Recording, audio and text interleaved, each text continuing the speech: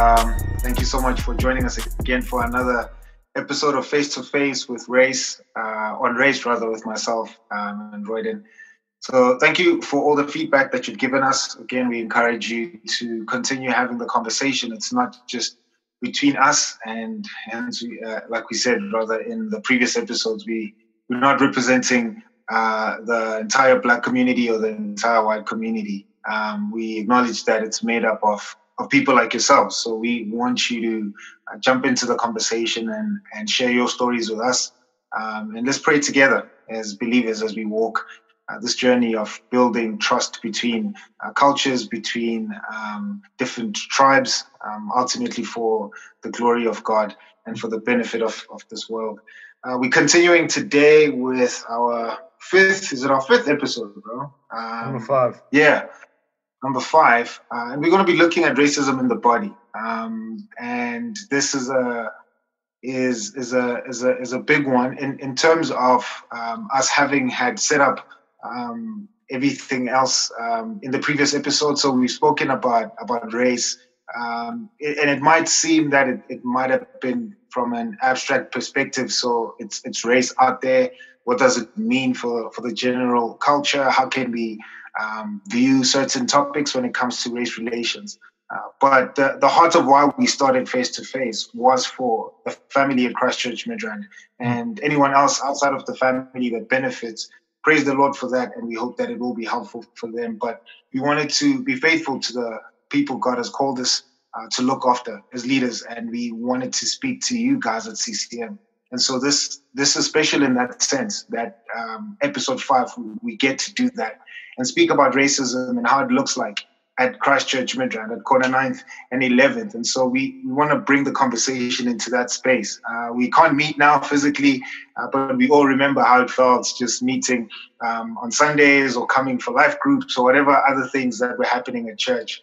So how did racism look like in that space? How did you feel it? How did you see it? How did you make sense of it? Did you address it? What were the subsequent conversations after that? So we wanna talk about that, and hopefully it will be great in the sense of healing, or maybe even possibly starting a conversation that some of us have been wanting to have and just did not have the words or confidence to do so. So we're gonna start, and I'll just ask Royden just a question just to get us going, bro. As we think about just the preamble I gave, why would this conversation be surprising to some of our white brothers and sisters at CCM? Yeah, no, it is a great question, because the reality is that it would be. I think it would be a bit of a shock to some, not necessarily the majority, but certainly to some. And maybe it's just helpful, perhaps something we should have done right at the beginning, but to get clear in our minds, to define our terms, and to talk about what is racism. When we're talking about racism, what is it exactly? So this is just my thumbnail sketch. Racism is the idea or the theory that one group of people is physiologically and or culturally superior to another group of people, and that's the basic premise. And if we were to understand that in biblical terms, it would be to deny some the image of God or the full image of God, because that, of course, is the great equalizer, along with our common sin, along with our common redemption in Christ, along with our common place in glory. Those are great equalizers. Great levelers. And so it's to deny some full status in the plans of God. They are somehow second-class citizens. So that's what we mean when we talk about racism. Now, in South Africa, if you say racism, it's just a trigger switch for people, and a whole lot of things flood into their minds. And so when we've had previous sermon series on racism or discussions on racism, some people have pushed back and said, why are you bringing politics into the church? Sure. And of course, the immediate thing to say is, well, what's happening there when a person responds that way is they've got almost ancient Greek view of the world, where you have the spiritual realm and then you have the other stuff. And what we do in church is the spiritual realm, and that's kind of a quiet place where we go to reflect. It's almost like a retreat, and detox, and whatever else we might do there. And then there's the other realm. But whereas the biblical idea is much more holistic, God is saving the whole man, and He's saving us into a community. And so we don't want to have this sacred secular divide. And when we're talking about racism, because it's a denial of the image of God in others, we're talking about sin. And so if you're not dealing with sin in the church, where are you dealing with it? So if sin is not the appropriate place for the church, well, where is the appropriate place? And so we would reject that sort of comment out of hand.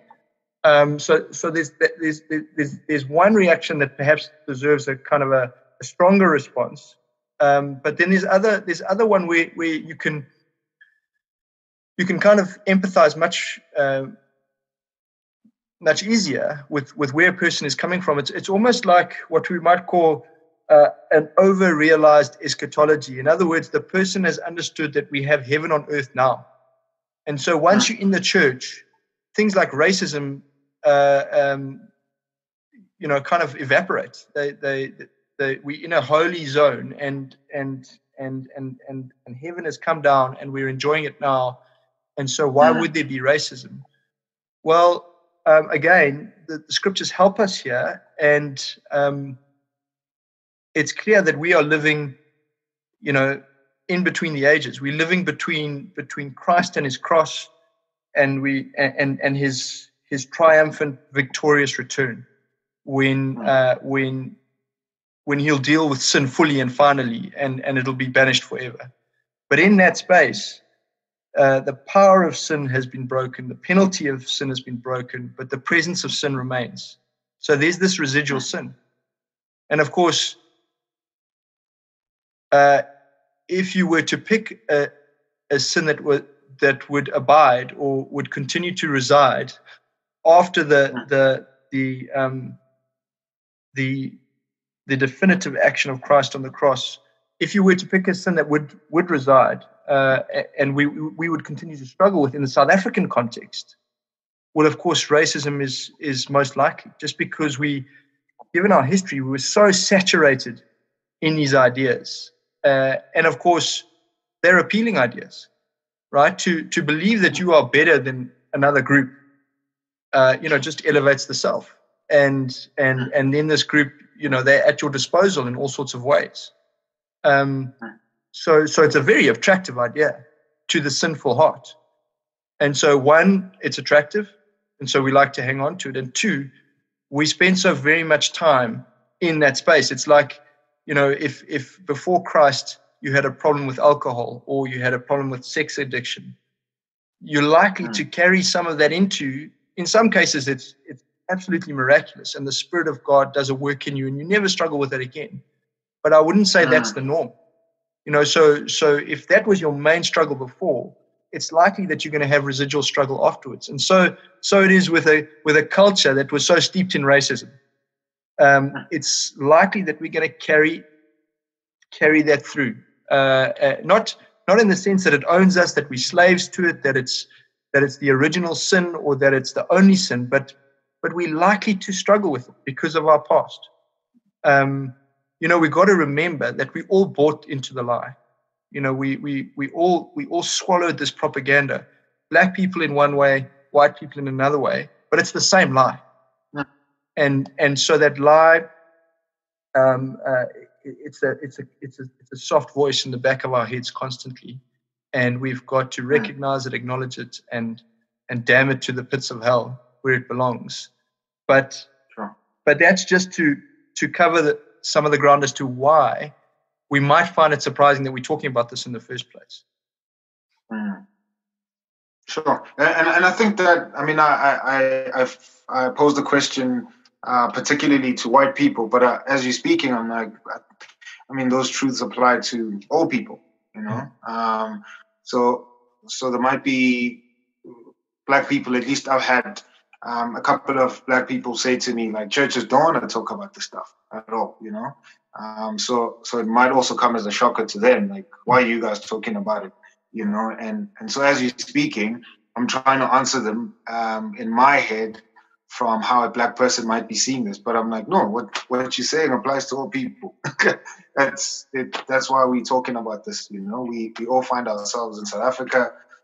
We all find ourselves with sin, and there is a level of racism in all of us, you know, and it's how you defined it at the beginning. This does exist in all of us, you know, and I think it's worth even saying now that some people might even feel like there tends to be a sense rather of this racist witch hunt, and I think because the definition of racism is not clear, you know, so and people then tend to get into a space like CCM, and you find yourself in the pews, black or white, but then you come with your own bias, and you project that onto the next person, you know, because again, it's the historical waters that we find ourselves in, you know, of our country. We've just been swimming in them for so long that now when you get into a space like Christchurch, Midrand, where you find people from various groups and various ethnicities, that you still want to project your biases instead of just allowing people to prove themselves based on the definition that we've given, you know. So racism, I cannot smell it off of you, you know, but I can hear it when you speak to me. I can see it in the way you treat me, you know. So I think it's worthwhile just even mentioning this at the beginning, that it will be hard as we build this trust relationship between us, which is obviously where we want to end. Even in this episode, we want to land there. But it's worthwhile just teeing the stuff up now and saying, "Sheesh, what makes it impossible for us to build trust?" And I think this is one of those things. Yeah, the definition hasn't been clear. Yeah, sorry to cut in there, man. Because I think one important aspect of the definition that I left out was that it expresses itself in thought, word, and deed. And I just remember us in the off air just talking about that, and you were saying, so just relating to what you said now, you were saying, look, it's important to distinguish between those because so maybe you want to pick up that thought and just run with it a bit as to why it's important to distinguish between thought, word, and deed in that way. Yeah. So all of us have biases, you know, and I think it will be ignorant of us to not acknowledge. And I think you brilliantly just put it, that the racism is sin, and sin exists in all of us, you know. But even with the examples you gave, I will not know that you struggle with your previous struggle pre-Christ was pornography, for example. I wouldn't know until I see it manifest in we caught you cheating on your wife, or we caught you looking at dodgy dark websites on your phone. I wouldn't know, you know. And so I think racism functions in the same way, like all sin, you know. It's buried in our hearts, and we carry it, and we can put on faces and look a certain way, but until we actually see how somebody of a different ethnicity treats us or speaks to us, then I think then it's then we see it manifest. It comes into real life, as it were. So I say all of that because there is a paralyzing sense that we've carried as South Africans that prevents us from actually coming to chat and making and building these trust relations between us because of that. So as I walk into church, I'm like, everyone is racist here who's white, you know, and I think I don't then give white people the benefit of the doubt to treat them as individuals, to treat them as people who are made in God's image. I don't treat them along the lines of all the equalizers that you spoke about, but then I come in and I project my own biases and vice versa. So I think it's damaging in that regard. So it's good to understand what racism is in the heart, but then let's probably flesh it out and how it looks like in words. So if somebody is going to say to me, and I know I'm probably like jumping forward here, but let's give an example, which is something that did happen to me at CCM. So if I was leading a service, and then after the service, church is out, we outside, and a white older male came to me and said, for a black person, you speak well. You did well in leading the service, and what schools did you go to? And before I could even answer, he was like, "Oh, did you probably go to St. John's or St. Stephen's?" And I'm like, "No, I went to a government school in Benoni." And I think even how I answered him probably should have clicked in his mind that smack. I probably said something wrong here, but he continued just digging the knife even deeper, because his response was, well, even with that, you still speak well, you did well for yourself as a black person, So I in that instance, I think it's a double whammy if I come in with my own biases that I'm projecting on everybody, and then somebody like that confirms them.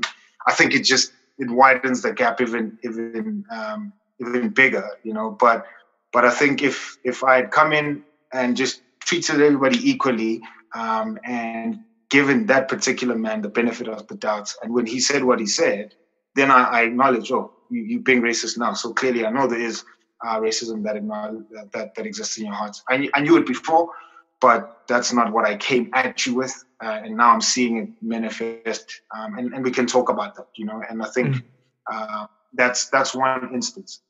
There's obviously others. I don't know if So let's keep going. So I think you've led us nicely into it, and we, like you said at the beginning, we want to get up close and personal. So we want to drive this into what's going on at CCM. What are the dynamics at CCM? And so, what is racism at CCM, corner of 9th and 11th, look and feel like? So there's one example, and I think maybe stating the obvious, but the premise there is, it's surprising. You're black and yet you did well, right? That's the basic premise, right? It's which the underlying assumption is, generally speaking, black people are inferior in this area, and so when a black person does well, that's an anomaly. That's out of the ordinary, right? Yeah. So it's that basic assumption of black inferiority. Yeah. That's the premise there. Give us some more examples. What other kinds of ways does it manifest? And I think before I give other examples, and this is probably just like a tag for the previous episode. If you haven't seen the previous episode, I think go watch it, because we did go into detail there, just speaking about black victimhood. And I think this particular example that I gave speaks largely into that, where then it's obviously internalized by black people, that if I would have gotten a response like that from that man, it confirms that I'm a victim and I shouldn't aspire or even rise above what clearly people who are racist would think of black people, So victimhood would say, no, you are in your right place, and that man was right for speaking to you in that way, So I think that's the problematic thing about victimhood, and I say that because I want you to go watch the previous episode, because I think there was a lot of juice there for for us to take away. But the second thing is, so for me, I think it's obviously worth saying as well. That was probably one instance where I've experienced racism directly at CCM, I spoke to other people at the church about it. I think I did speak to some of the leaders as well. And it's probably worthwhile, even as we do this, that I go back and speak to that man. I didn't feel like a victim in that instance. And probably because I've heard that before, and I've heard other Black people say that they've experienced a similar thing, and I think by the time he had said that to me, whether it's confidence in the gospel or confidence in just my abilities, that's probably something I need to talk to the Lord about. But I didn't feel victimized in the sense that I was like, I was brought low, or my self-esteem was brought low in any way. So it was something that I could have enough confidence to go speak to other people about. But I think I should go speak to him again and just say, hey, a couple of years ago you said this, and I think it was I know it is racist, and we should probably revisit that. Don't say that again to other people, or whatever the case is. Because again, this is why we having these conversations, so that we can do the hard work as family at CCM to speak to each other in order for us to build this trust between us. So another example. So I've said there's other Black people at CCM that I've spoken to who've had other white people say the same thing to them. So there's two other instances of people that I've spoken to. They were also upfront, and one, it was at a service. Then we had like an outreach thing, I think, or it was an event at church, so it wasn't our normal Sunday service. And a similar thing was said to the person who was hosting that event. So I think that's how racism looks like for us at CCM. That's one expression of it. Secondly, I would categorize it as representation. So I know there's Black people who've said that they don't feel like in other levels of our church that there's enough representation, meaning that there aren't enough Black people in certain positions and posts. And my response to them, and I'll even say it now publicly, I've always said that, and you would attest to this as well, and even Martin, we obviously not perfect. We don't claim to be a perfect church, but I as a Black person and somebody who's a member of the family can acknowledge that I think God has blessed us and graced us, and we've made strides in transforming how CCM looks like, so that everyone who comes in can feel like this is their home and they're part of the family, by changing how certain positions look like, how people are represented in certain spaces at church. So we haven't arrived. We're not 100% there, but I think that's another way that it plays itself out. So other people have said, no, I think, I walked in the service and maybe that Sunday, like, it was just white people only on stage or leading or whatever the case is. And maybe in other places in their life groups or whatever the thing is, but there is a general sense that there isn't enough representation. So I would say that that's another way that it plays itself out. And then the last one, again, this did not happen to me directly, but it's people I've spoken to at church, Black people again, where there's been just preferential treatment. So they felt that there's obviously instances that happen. I won't go into detail for the sake of the people, but there's white people, there's Black people, and the Black people felt that based on the situation that was happening and the evidence that's presented, the decision that was taken subsequently to address the matter favored the white people. and they didn't feel heard, they didn't feel understood, they didn't feel that their matters were taken into consideration in a careful way, in a considerate way. So it felt like things were just brushed over, and then the people that were mediating quickly rushed to get to the solution instead of walking the process with both parties and actually considering all the facts in a critical way. So the group of Black people felt that there was just preferential treatment, and their case in that specific instance was not dealt with in a proper way. So that's where I've seen it play itself out. So one, being seen as inferior because I am Black, and anything that is good is attached to whiteness. So if I speak well, or if I can articulate myself, then that's considered a white thing, which I think is super racist.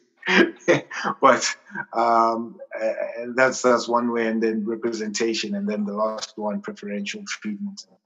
So at least in my time with the family, those are instances that I've dealt with. Yeah, I don't know if there's been any on your side, bro. Yeah, I mean, and I think it goes back to something you said earlier, because I do want to.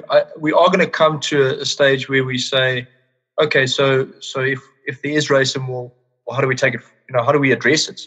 So that's kind of where we want to land. But it's so my experience is in dealing with it. It goes back to something you said. We need to be able to define what it is. Otherwise, it's very amorphous and vague, and we're not sure what we're dealing with. So that we can see clearly where instances where it's either being assumed or it's being brushed aside. And I think those are two dangers for us as we're grappling with this thing, is to sometimes rush to assume that something is racist, and or equally dangerous, perhaps more dangerous, is to when there is actual racism, to kind of brush it aside and give the classic, "Oh, you're playing the race card defense," or "Oh, not me." And I have personal experience of both. So there was one instance where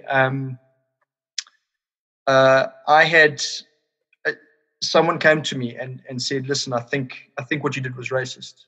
And you grapple with the thing, and you know that is a serious accusation that someone's bringing. It's a serious complaint. So I really did take it to heart, and I really did search my soul. And I'm not saying this to exonerate myself as never having struggling with racism in my own life. If you have any doubts over that, just go and watch the first couple of episodes. But in this instance, I really did search my soul, and the reason that led me to believe that it wasn't racially motivated was I had spoken to two people. I had to deliver some bad news, and I spoke to two people, and I basically verbatim said exactly the same thing.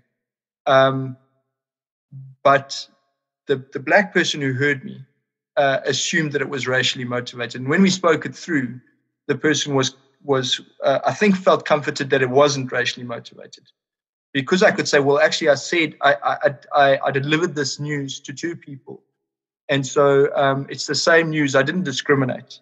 I'm certain there were shortcomings in terms of the way I delivered the news. I could have been brash, could have been rushing through, could have been less than loving and caring and nurturing in delivering the news.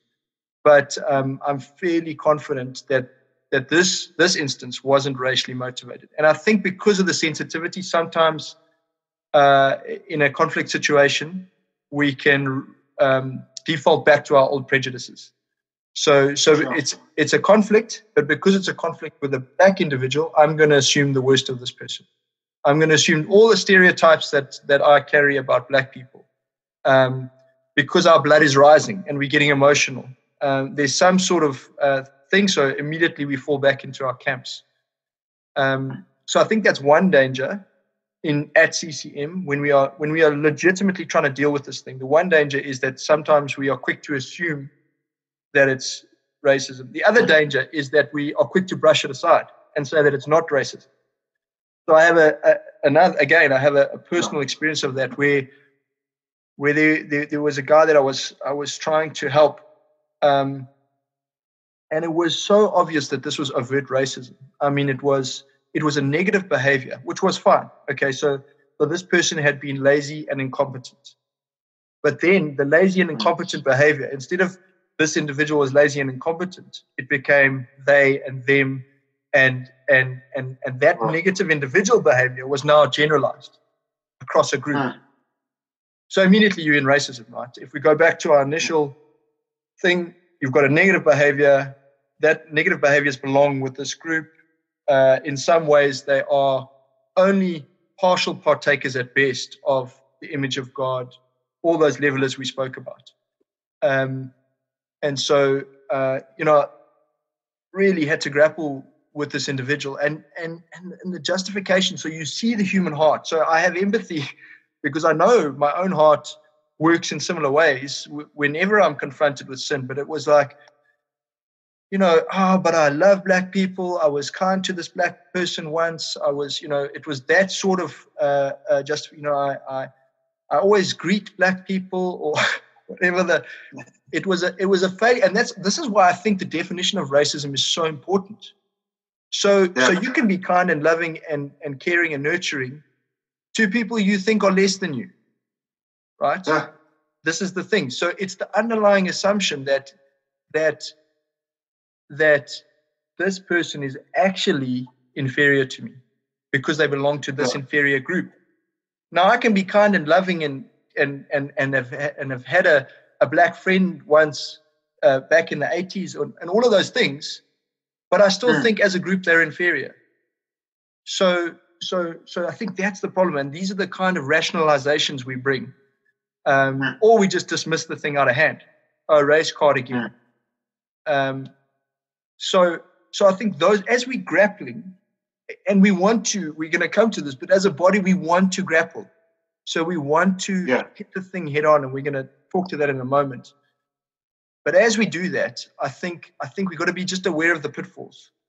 So it's taking the extra time to reflect and to pray before I rush into either assuming racism or dismissing racism. Either one of those is a pitfall for us as we wrestle with this. I think that's key in the conversation that we're having, because rushing to assume racism, goes back to what we were saying earlier on. It's probably easier to do that because one of the history of our country, secondly because of how race relations in the world are so tense right now, and thirdly, you're just a sinner, and you're gonna bring your own biases into things. So it's probably easy then to assume racism. But I think it's key to tread carefully. Off air, we're speaking about and I say tread carefully because of 1 Corinthians 13. That's what we were speaking about off air. That yes, all of us have racism in our hearts, but if that's what I'm assuming as I see you, that stifles any growth in our relationship, or even any genesis to a relationship. Because then that's how I'm relating to you. I'm not seeing Royden for all the goodness that God has given him and all the flaws that his sin has brought out of him. I'm not seeing that, but instead I'm again lumping you with a group I think we start playing identity or group politics, and that kills a lot of organic, I think, juice, if I should call it that, in building a relationship between us. So assuming, I think, is terrible. But like you said eloquently, the other side is as horrible. So if we brush it away, it does nothing in bringing us together. But instead, I think it just causes the chasm again to just enlarge, because of the three reasons I named. So I would even argue now, as I'm talking, that I think assuming it is probably better than brushing it away. And here's why I say that, because assuming it is going to force us, at least in at its best, it's going to force us to have a conversation. So I'm not saying we should, but I think brushing it away already, it widens the chasm that already exists.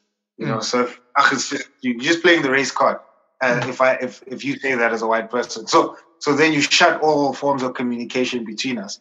If I'm just like, if I also just brush it off as racism and not actually try and engage you, I'm like, there's no way for me that I could come and speak to you, because here you are again. You're just being a racist. So yeah. So I think anyway. All of that to say, I think it's key that for me holds the conversation. It's there. So we need to find the middle, which is where we're trying to go to. We need to find the middle, because that's where we're trying to land. So how do we land, bro? How do we get there? Yeah, I mean, it's so again, just thinking back to off air, we basically can come up with one answer, really, and it comes down to charity, to basic Christian love, and the way that expresses itself is to start by assuming the best of people. So we're assuming the best of people until they absolutely prove us otherwise.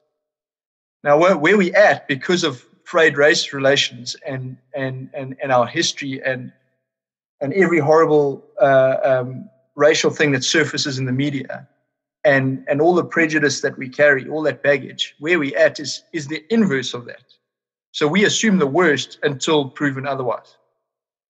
So I assume, if black race is raising a grievance, it's just the race card again. I'm just that's my first assumption. Or you might assume, here comes, I know this guy, whatever he says, whatever comes out of his mouth is going to be trying to manipulate me in some way and remind me I'm inferior. And so we want to say no, and we're thinking explicitly 1 Corinthians 13. So go and read it, guys. And you see the embodied, those adjectives and those beautiful descriptions are embodied in Christ himself, So this better way that Paul is showing us, and it's interesting because he's talking to a community that's in conflict. And he says, let me show you a better way, a more excellent way. And he just spills this beautiful poem on love. And if you were to put flesh on that poem, it would be the Lord Jesus. And so we're saying, let's not assume the worst of each other, because love is always patient. Love is always kind. Love keeps no record of wrongs. I'm going to assume the best of this person until they are so determined to prove me otherwise that I have no choice. And it flows both ways. Please don't hear me saying I'm asking black people to do that to what I'm saying. Let me start with myself. Let me start with white people. We have to assume the best of our black brothers and sisters. And we have to be so committed to that we are, they must fall over themselves to prove otherwise. And we wanted to highlight a very personal, because this is a personal CCM episode, example of someone we think who embodies this, and we think it's Martin. So you really have to, basically hit him in the face with a brick before he's going to assume that your intentions are anything other than good and godly. Yeah. And I think he's our leader, so let's be led. Let's be led. As he imitates Christ, let's imitate him. Let's really work hard to assume the best. If that is our basic premise, that's the basic disposition of our hearts, then I think two things. If we're not dealing with something where we feel there's something off in the relationship, and it may be racially motivated, it does two things, right? I think it says to us, I'm going to go and talk to this person. I'm not just going to dismiss them as racist, or the inverse of that. I'm going to go and talk to this person, and I'm going to go and say, listen, these are the facts as I understand them. I'm struggling to reach another conclusion other than you actually think I'm inferior to you because I'm black. Help me understand otherwise. Or confirm what I'm saying. And then I want to say to you as a brother, man, that is sinful. But help me understand, show me if I've misunderstood. If that's our basic disposition, I think that's the attitude of charity in bringing this sin to a brother, right? So we're thinking Matthew 18. I'm going to my brother and I'm saying, look, I think there's sin here, but I want to give you an opportunity to tell me your side of the story. I'm coming with charity. And then let's flip it over. Now I'm a white person. A black brother is coming to me or sister and saying, listen, what I've just described, these are the facts as I see them. Help me to see how this is not racist, because that's the conclusion I'm feeling compelled to draw. And as a white brother, I should be going, I have to take that very seriously. I'm not going to dismiss. I'm not going to rush to defend, get defensive, get angry. This is hard, but it's, I think, what we're called to. I'm actually going to listen very carefully, and I'm not going to give a knee-jerk response. I'm going to go away. I'm going to pray about it. I'm going to search my heart. And then I'm going to come back and say, listen, you did right. I see how I've done it again. I've fallen into those old categories that are so poisonous, and I'm really sorry.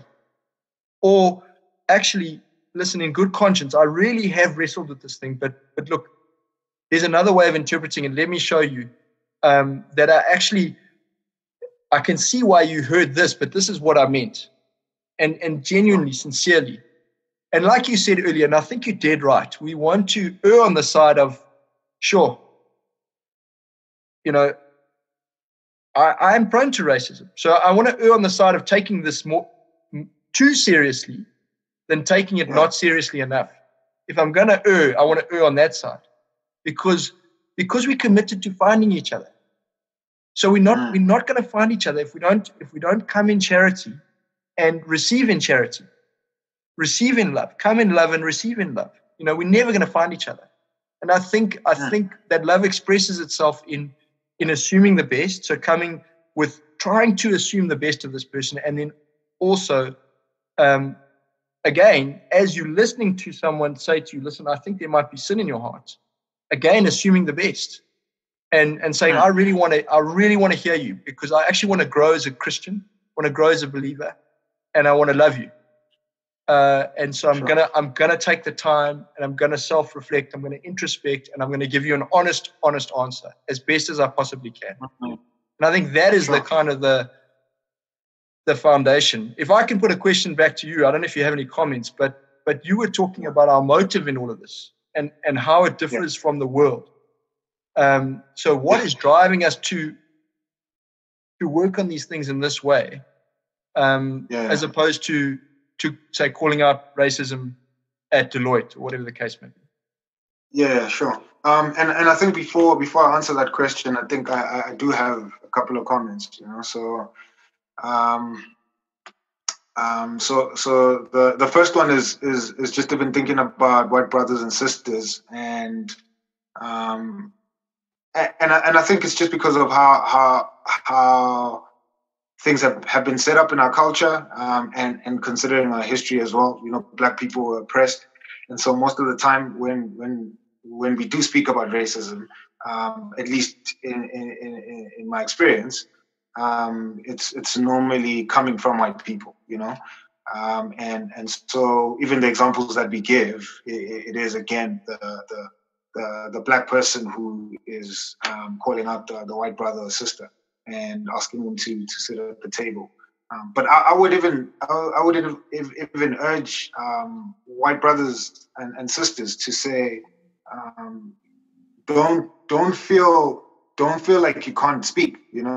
So don't feel like if you see and spot racism in a black brother, don't feel like you can't speak. I think you put it very well, bro. That does apply to both sides. But even if a black brother is pulling the race card and using it inappropriately and using it just for the sake of brushing the incident off, or just even if it feels like I'm pulling out the race card when there's no need for it. I think white brothers and sisters should call me out. So if I'm in what we said just now, if the thing is not racist, you said something to me as a white person, and it's not racist, and I respond to you and just say, yo, that is racism, maybe just because I don't like how it's like what you said with your the example that you gave, when you spoke to two people, white and black, but the black person felt like you were being racist towards them, and you gave them the evidence that there wasn't any racism, but you acknowledged that you might have said something, the way you said it or the way you presented it might have been have come off in a way that's not pleasant. And so I think as a black person, I've had the experience where white people would say something, and automatically, even without analyzing what they said, I'm just like, yo, that's racism, So I think it's worthwhile to mention that I think even that should be called out, because if we just keep on throwing the race card, even when it's not relevant, it's not helping the situation.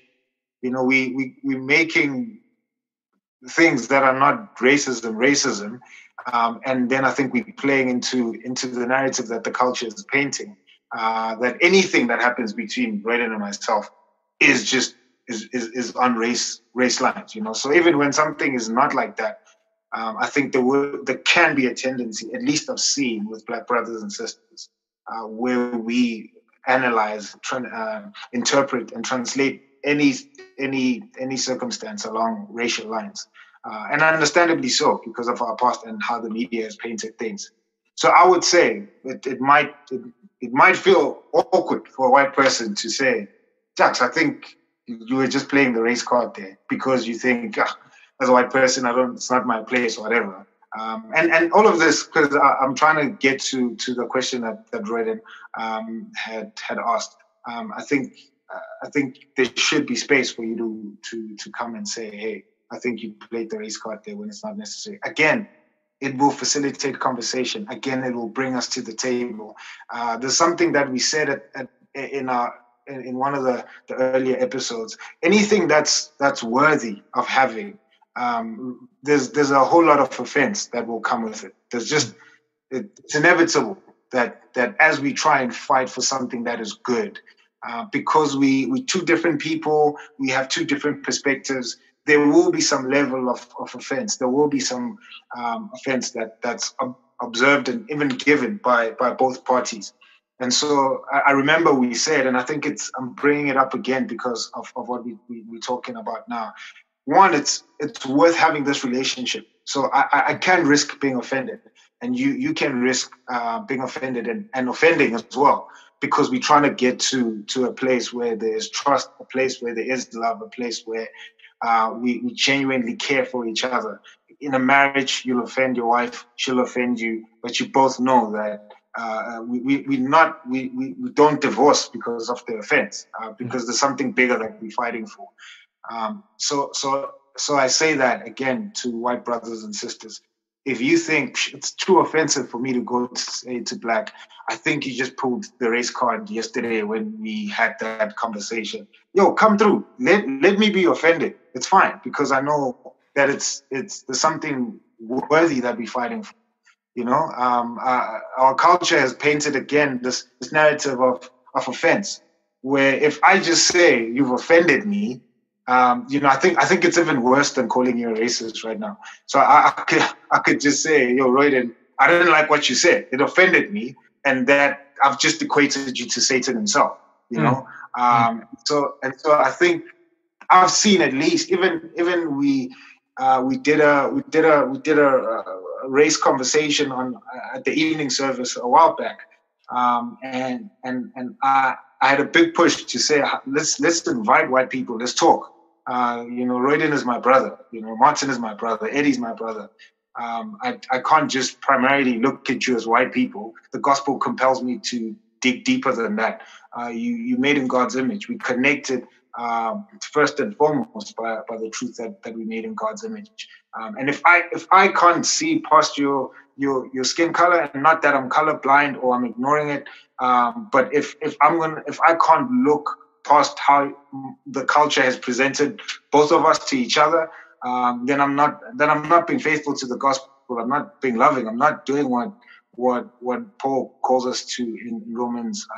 In 1 Corinthians 13. So I had to. I'm saying again, and I'm pleading with my white brothers and sisters at CCM. There will be offense, so it's fine. Let's talk. Black brothers and sisters, you will be offended, and vice versa. But if there is offense, it's worth fighting for. So let's not shy away from calling each other out. So yeah, that's one long comment I wanted to say first.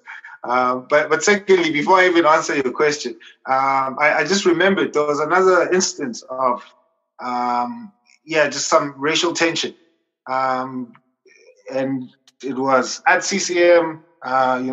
People that we normally hang out with, and we were cool. And then one person, white person, jokingly said something that was racist and offensive.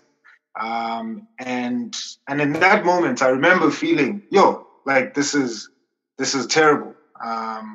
And so they basically made a joke, but it was again generalizing, just about black men.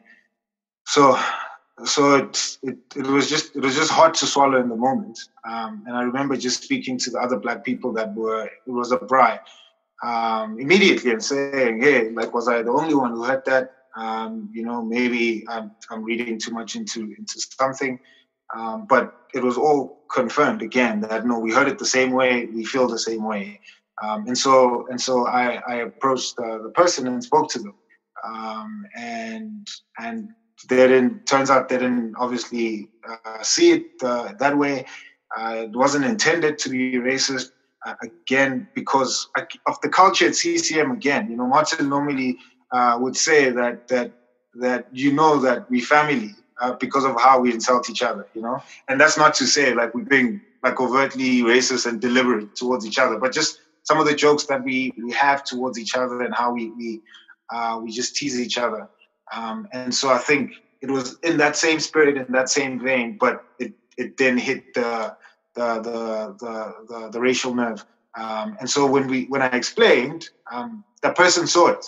They saw that, oh, smack, I was wrong in this regard, and I did not mean it in this way. So it was a generalization about black men, and so that person also had to pause and realize that when they speak about black men, I'm a black man, and how have they come to know who I am in Christ? And yes, there are ills in the black community when it comes to black men, but how has the gospel redeemed me as a black man, and how I'm trying to impact my family, how I'm trying to impact my community, So we had those conversations, and it was good. And they repented and prayed, and it was cool. And we had, and I think it even brought us even closer together. So I would even cite that instance and say what happened there.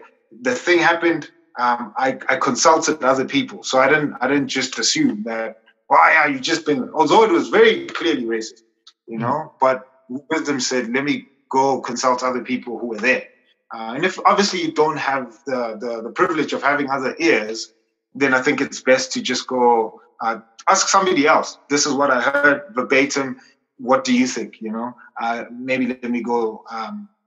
Then afterwards, go speak to the person. If you don't have that privilege, go talk to the person directly. That's fine. But again, this was family members. These were all CCM people that I asked. And so even after that, and just speaking about how that made us feel as Black family members, we then said, let's not keep it to ourselves, because that's not loving. That's not gospel. Let's go speak to the person. And so I think that was another instance that was, just pretty dope in terms of bringing us all together. And all of that to say again, or rather in answering your question, people would say we're in a bubble, People would say, you guys are at corner 9th and 11th. This is just you. You're here, you're in this utopia, and, it's this stuff could work here. It's fine, but you must come to the real world, see how all of these things that you're saying and speaking about here won't apply in the real world, And I think in one sense, when I hear that, I'm like, yeah, the real world sucks, if that's what the real world is. It's terrible. It is horrible, I was just telling you off air that there's a debate I was watching this week, and people were talking about the legacy of Mandela. 4 panelists, and all of them disagreed, and so I watched that thinking to myself, how is this thing going to end? I mean, at the end of the debate, it was like an hour and a half. Yeah, I was like, everyone was still left with a million questions. So there wasn't a resolution, and maybe that wasn't their intention. That's fine, but it just felt like, quote unquote, if that's the real world, it's terrible. There's just no commonality. There's no common ground. There's just no bigger motivation that's bringing people to say, let's unite. Let's come together, because there's a driving and a deeper motivation in us to live together, to trust each other, to love each other. So people might describe CCM as a bubble, and I say it's what we've been called to, So you put it very eloquently in saying that's who we are. We exiles, and so to the world we'll look like a bubble. We strangers in this world. So obviously we will look different. We will look bizarre. We will look weird. And I say that's fine, and I think it's a good thing, because we are brought together by the gospel. When I was watching that debate, I was just like, sheesh, there's just no hope but Jesus. There's just no hope but the gospel. Like, I don't know. Like, in my sober mind, looking at my past life before Jesus, I don't know if there's anything that brings me to sit with you, bro, and talk to you about how we should build trust between us, besides money. I mean?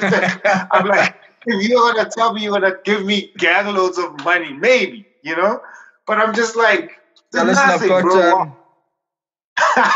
25. And some change. It's a start, bro. It's a start. That's what you get for this virtual call. If you bump it up to $100, I might get in my car. 1,000, I might start driving towards your house. But I was just like, I can't see it. There's just nothing, and the hopelessness that people express, and just the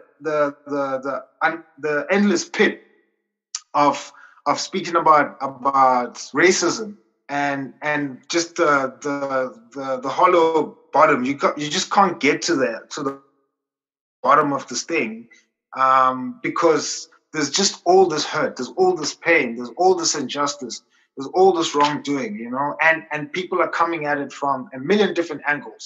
And when you soberly consider all of them and the evidence that they're bringing, everyone is justified to some extent. I can see your hurt. I can see why you were wronged. I can see why you're responding this way. But it's just not ending. It's just there's no solution to that hurt, right? Just no solution. It's just so hopeless. It's just hard. I remember, and I'll just say it now, since this is a family conversation. But I remember just before we started these chats, and we were just in the early stages of conceptualizing and just dreaming about how this is going to look like and the things we're going to talk about. I remember just saying to you, I don't know if you remember this, that I'm tired. I was just like, I am just tired of speaking about race. I am done. Like, it's every other weekend, or if somebody's like, hey, I need some advice on race. Black is the guy to call. Let's call the guy, the black guy. let's ask him. I was just like, it only cost us $35. Yeah, 25 first. Even my wife was like, I think you should stop talking about this stuff, because it's just, it's draining. And I was just like, I am so tired.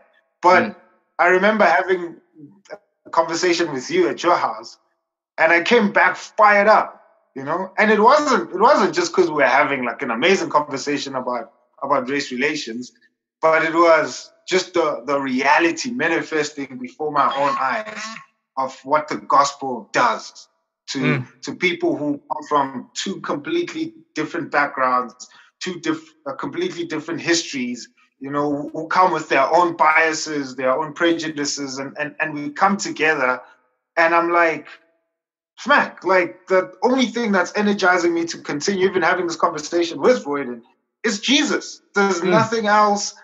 There's just, I'm tired of seeing how people are hurt and how they're crying, and just the anger, especially from the black community. But I was re-energized again by the cross. I was re-energized by knowing that what we're fighting for and the reason why we're speaking about these things is bigger than us. God is doing something powerful. And here I am in my small corner with my limited energy, and I'm super tired. But I get the privilege of partnering with God in bringing people who had a wall between them, and how He breaks that wall of hostility and calls us to come together, because He's drawing us to Jesus. He's not just drawing us to ourselves, but He's drawing us to Jesus, and just seeing us move closer and closer to Christ as we chat, that gave me new energy. And this was probably like 3-4 months ago, I don't know, when we spoke, and I'm still energized, because in every Friday that we chat, again, it's the cross. So this bubble that the world will accuse us of, I'm like, yo, it's not even an accusation. It's a correct view. We are shielded by God. We are brought together by the Holy Spirit, and He's sealed us. And we having these conversations, and the foundation that we're doing so is Jesus, and the basis of the cross, nothing else. So for me, I'm like, yeah, guys, the world outside of corner 9th and 11th, although that's not the church, that's the building. But we anchoring this conversation there so that we can all see just the physical space around us. That's our bubble. It's fine. The world outside, when you go down 9th and hit Hercules, it's horrible. It's terrible. Yeah, it's terrible. When you get on the N1, it's horrible. And so yeah, we can come wrestle together as a family.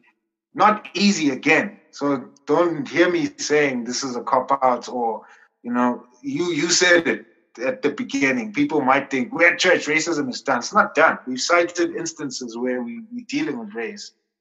But I would rather do it in here. I would rather do it in here than out there. You know? And so this reality here energizes me and gives me confidence then to go speak to the world out there and say, hey, there's actually a better place. There's actually a better solution. There's a better way, you know? So, yeah. And last thing I'll say, in that debate I was watching, that's one thing I kept on saying as I was watching it. I was like, Lord, there's just no Christian voice here. So there's a room full of people, and yes, everyone will feel like they've been hurt because there's 4 different perspectives, you know. But I'm like, ultimately, everyone there is gonna leave with the same baggage, you know. So we came and we spilled things out, but as we're leaving, people are gonna be picking up the same stuff, putting it in their bags, because yeah, that's just how the world is, you know. But if your bag is full of Jesus, you're fine. You walk in with him, you walk out with him, and I can have that conversation with you, bro, about how I think you were racist or vice versa, and know that my bag is not filled by your repentance, you know, in some sense. You say, okay, then I'm sorry for being racist. Then I'm like, oh, finally, I can fill my bag and walk.